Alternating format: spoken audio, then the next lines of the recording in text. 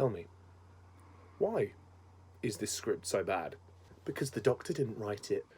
Why is Stephen Moffat a terrible showrunner? Because the Doctor wasn't there to be the showrunner. And why, oh why, was Hitler chucked in the cupboard? Because the Doctor said so. If only the Doctor was real, he could have written this story.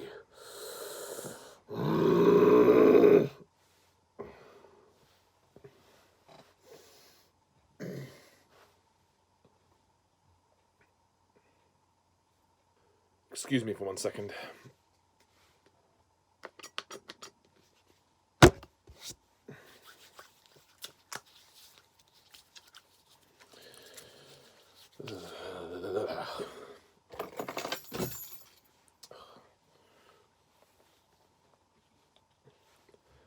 Stay at home, control the virus, protect the NHS,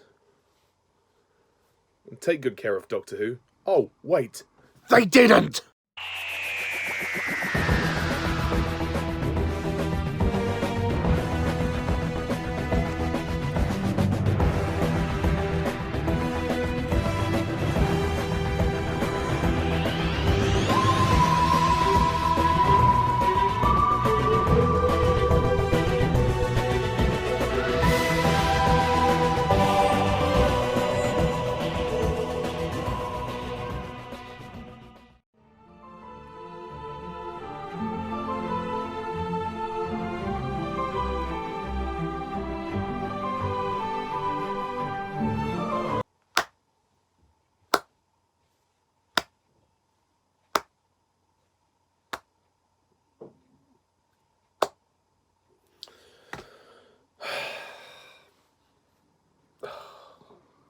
Fuck's sake. Oh, cunting, shitting hell. Jesus. Lord have mercy on my soul. As today, I continue my Doctor Who Series 6 reviews with the 8th episode of this series. Let's Kill Hitler. And why is it called Let's Kill Hitler? Because the Doctor didn't title it. Yeah, I get the idea. So, the plot of Let's Kill Hitler, if there is one, which I don't think there is, because otherwise I wouldn't have titled this video the way that I did. But for the sake of argument, let's just read the synopsis off the wiki page. In the desperate search for Melody Pond, the TARDIS crash lands in 30s Berlin as the time-travelling drama returns for the second half of the series shown earlier in the year. The Doctor comes face to face with the greatest war criminal in the universe, and Hitler. Old friendships are tested to their limits as the Doctor suffers the ultimate betrayal and learns a harsh lesson in the cruelest warfare of all. As precious time ebbs away, the Doctor must teach his adversaries that time travel has responsibilities, and he must succeed before an almighty price is paid. I don't think that's the synopsis for this story. I think that's the wrong synopsis. I honestly don't think there is a synopsis for this story because F to the U, to the C, to the K, to the Y, to the O, to the U. Fuck you! Welcome to the very first extreme, epic, major, fucking rant of the new series of Doctor Who. God, Let's Kill Hitler. This story is a fucking mess. This is quite easily, for me, the worst story to star Matt Smith. This is Matt Smith's worst story. Of all 39 of his stories, this is the one that gives me the least amount of pleasure. The first thing to say is I don't even know what the fuck the story's about. Okay, so it starts out with Amy and Rory somehow having evaded Demon's Run. We don't actually see them escape Demon's Run after River says she's their daughter. We just cut to a cornfield where they're driving around and they write the word doctor in it to get his attention. And he's there already. And then this random character called Mel's enters the story. And then we get this backstory about how she was best friends with Amy and Rory. Excuse me, where was this character in Series 5? Where, at any point in Series 5, were you going to tease this? No? Okay, fine. Carry on. Oh, God. And then it gets worse and worse from there, guys. Once we get to Berlin, the whole story just fucking falls apart. It is just it's such a mess. The Doctor, Amy, Rory, and Mel's go to Berlin and they encounter Hitler. And then we discover that Mel's is actually Melody, their daughter. And apparently she can regenerate. What? I mean, okay, they did try to hint towards this in A Good Man Goes to War with the idea of Melody's conception being on the TARDIS, but how the fuck does that give her the power to regenerate? How the fuck does that make her a fucking time lady? I mean, it's what? I mean, it's ludicrous. Where the hell do we even begin to analyze how fucking stupid this idea really is? I haven't got a fucking clue what goes through Stephen Moffat's head. I mean, Christ, this is just awful. And then she regenerates into River Song. And, oh, God, it doesn't get any better. But before all that happens, we actually do encounter Hitler. And, yeah, don't get excited about that, because Hitler gets chucked in the cupboard. Yeah, Rory punches Hitler, and then the Doctor says, throw him in the cupboard. And that's what happens. Hitler is in the story for 5 minutes, and then he's chucked in the cupboard. What a fucking waste. What an absolute fucking waste of what could have been a really intense espionage story. I've discussed this before with my good friend Jack the Film Fanatic. We've both agreed on this, that how much better would it have been to have a story much like The Fires of Pompeii, where the Doctor is put in a really emotional position where, you know, he's given the option, he's put with the choice of possibly killing Hitler or letting history take its course. And as we know, Hitler is not really, well, he's highly regarded in history, but for the wrong reasons. So yeah, I would have loved to have seen a story like that, because it would have made more sense, and it would have been, you know, far more entertaining than what we got. Also, that title, if you're going to chuck Hitler in the cupboard for the rest of the story, don't call the story Let's Kill Hitler. Call it Let's Kill Dr. Bloody Who.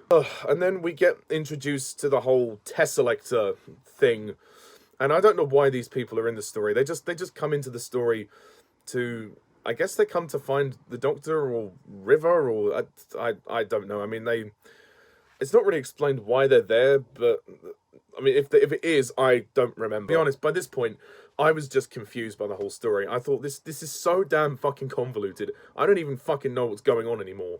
River poisons the Doctor by kissing him.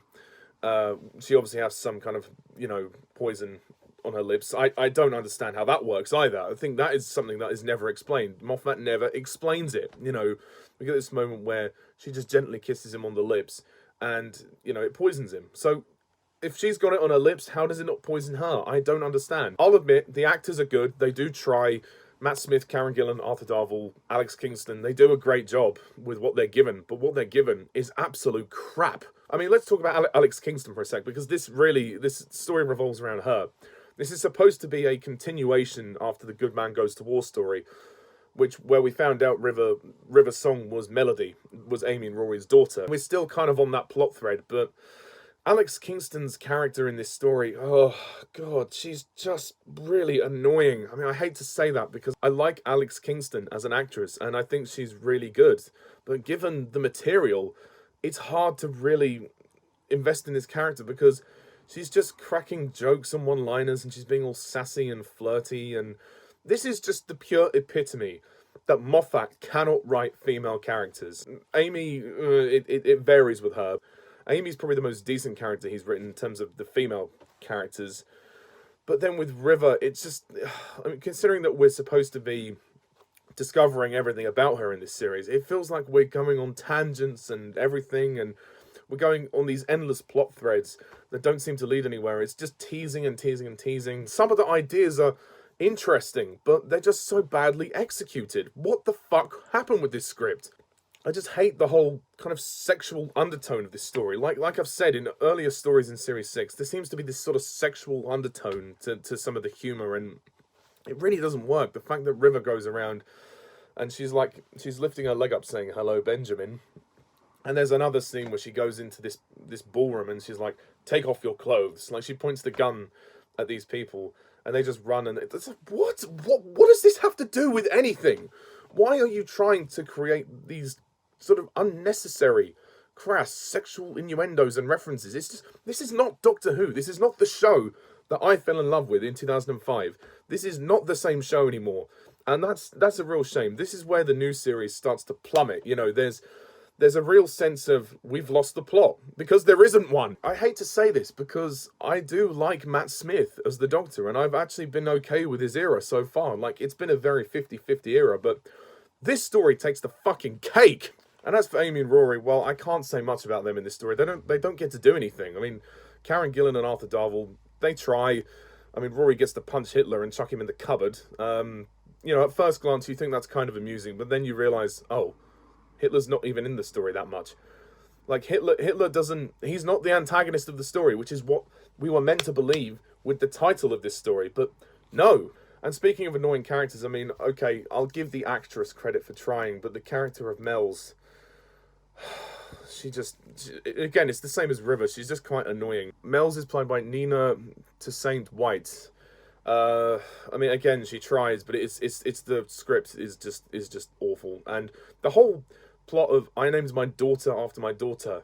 What the fuck? I mean, okay, I understand it was meant to be some kind of clever twist. It would have worked better if we had established Mel's as a character from the beginning of Matt Smith's era. If she was introduced in Series 5 as a background character, I could have bought this twist a bit more, but no.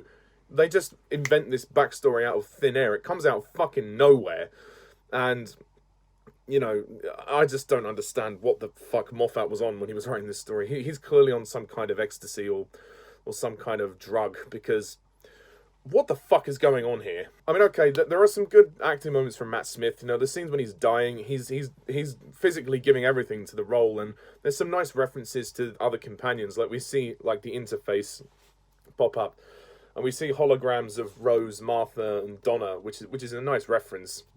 I'll give it that. I mean, it doesn't save this piece of shit, but it's a nice reference. And then we see the young Amelia, and he's like, oh, swear on something, or whatever. I can't remember the lines. And then she says, fish fingers and custard, which is, I suppose, cool. I mean, if you've been following this story, then good for you, because I haven't. And in the end, the Doctor is dead. He actually does die, and River uses the rest of her regeneration energy and all of her regenerations to actually save him. Weird. I just don't get what they've done with River Song. I think they've totally ruined her character. It's just such a shame. She could have been really intriguing, but no. She's apparently got Time Lord energy inside her, you know, and even though she's human, but she was conceived in the TARDIS, so apparently that's how it works. They named their daughter after their daughter, the Tesselector thing. All of this story is a fucking jumbled mess. It is so fucking confusing. I have got no idea what the hell goes on in this story, and they wasted a great opportunity, because the sets and the production design are great. When you get to Berlin, the first couple of minutes are really cool, because you see you know, the set and you know, the swastikas and everything. It looks very, like, the period set looks amazing. But this has got to be one of the worst Doctor Who stories I've ever seen. One of the worst historical ones. And just generally, it's awful. For me, this is the worst Matt Smith story ever. I can't follow it. I have no interest in it. I think it ruins River Song. I think it absolutely ruins her character. And I don't know what else to say other than I feel sorry for the actors. I think Moffat totally fucked up on this script. One of the few redeeming features I'll say it is the music. I mean, Murray Gold's score, I suppose, is okay. It does its best, but honestly, I hate Let's Go Hitler. I fucking hate this story with a burning passion, and it can go and die in the depths of hell. You know, why can't we chuck this story in the fucking cupboard, you know, and leave it there? It doesn't deserve to be on this. It doesn't deserve to be crowned with this. Well, then again, not many of the series is great, to be honest, but it doesn't deserve a place in this box set. I need more sanitizer. I'm still not done cleansing myself from this shit. To be clear, all of the problems of this story, not the actor's fault. Matt Smith gives everything he can to this, but I don't get it. And the whole Tesselector thing as well. Like, when Amy and Rory go on board the Tesselectors, and they I don't understand. They never explained what the point of the Tesselectors were and why they were granted privileges if they're family, and they have these like magical armbands. If you press the button and it goes green, you're authorized to enter the Tesselector. I mean, they only have the Tesselectors in here, really, I think, to set up for the Wedding of River Song, which, of course, will refer back to the Tesselectors. But I honestly, I mean, if you didn't understand the Tesselectors, I'm with you. I couldn't, and I mean, and I don't even care. I don't get what the point of them is. You know, they're obviously, I think they were tracking Hitler down or something. I think they were trying to kill Hitler. I'm not entirely sure. And then the Doctor comes in, and then again, I'm getting myself tied up in knots because that's what the story does. This story makes me go, what? In the end, Let's Kill Hitler fucking sucks! And if I ever watch this story again, I think I will probably have a heart attack. So I'm never going to watch this story again. I don't recommend it to you. If you like it, that's fine.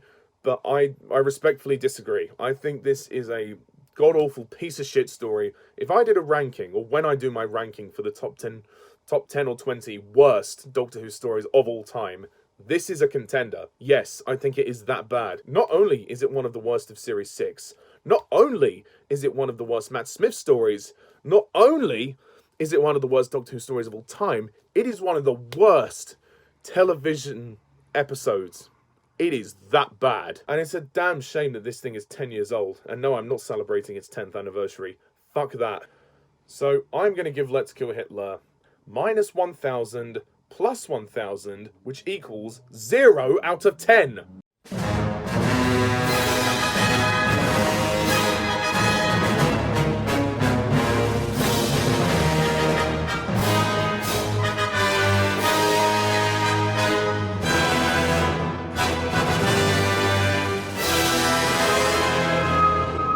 Yep, that's it.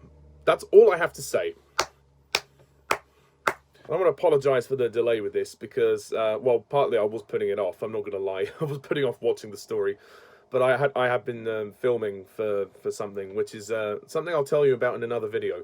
So anyway, thank God we got that abominable disgrace out of the way. Thankfully, on to much better territory with the next review, which will be Night Terrors. So thank you very much for watching this video. So what do you think of Let's Kill Hitler? I'd be pretty surprised if you disagree with me, but if you do, that's fine. Please leave your comments down below. We'll have a formal civil debate and discussion.